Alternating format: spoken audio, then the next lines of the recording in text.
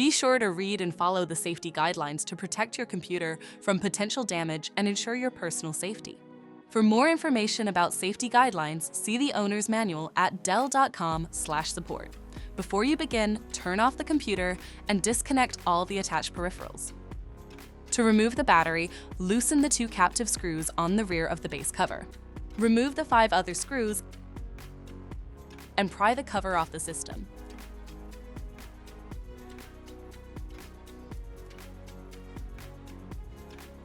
Find and unplug the battery cable. Identify the battery and loosen the 5 screws.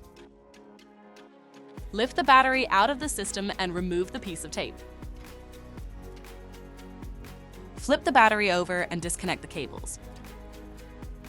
To reinstall the battery, plug in the cables and reattach the piece of tape.